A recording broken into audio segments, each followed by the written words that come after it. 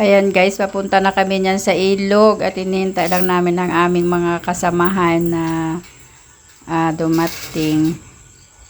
At ayan, nag-video-video muna ako para medyo naman makita yung aming kapaligiran. Ayan, may bit-bit pa si Christine na saging. Ayan nihintay namin yung mga nasa likuran dahil di namin alam kung saan banda kami pupunta na ilog.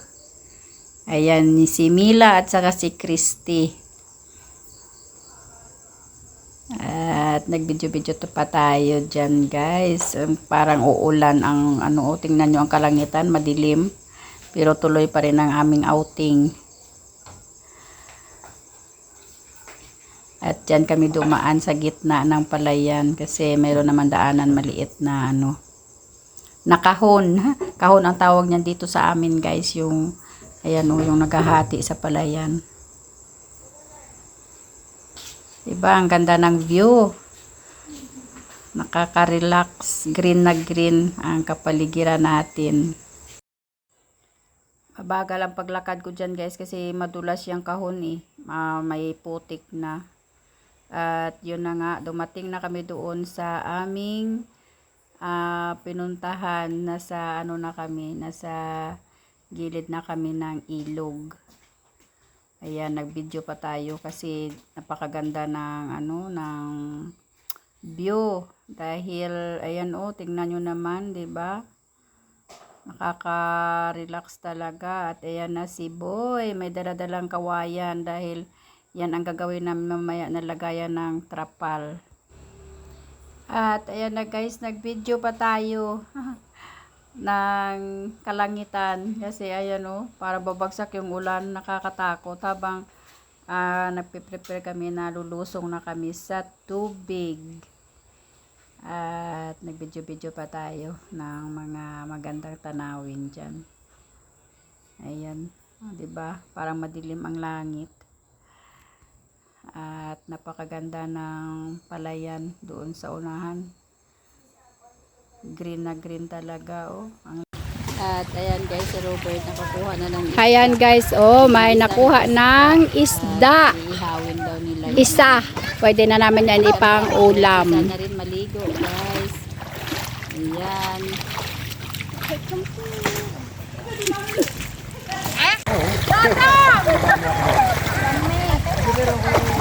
Hello guys! Swimming tayo guys! Dong, dali, dong!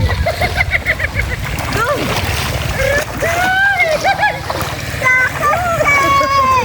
Nag-street room mo!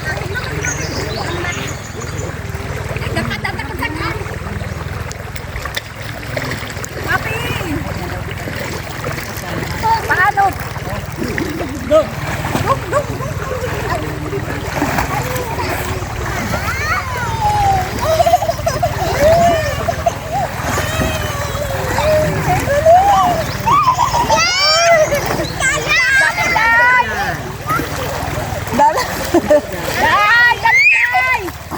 Dali, day. Ibot, simula.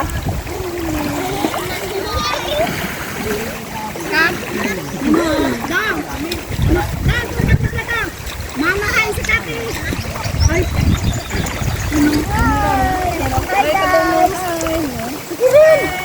Sige ron. Ito daw. Ya, guys.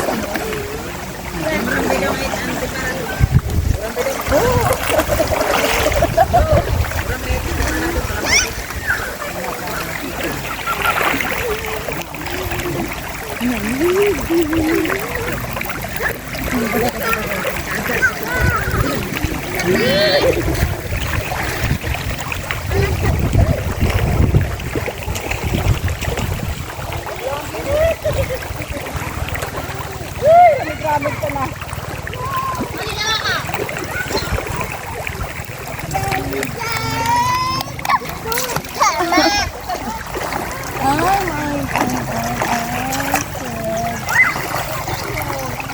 Nami, kita na.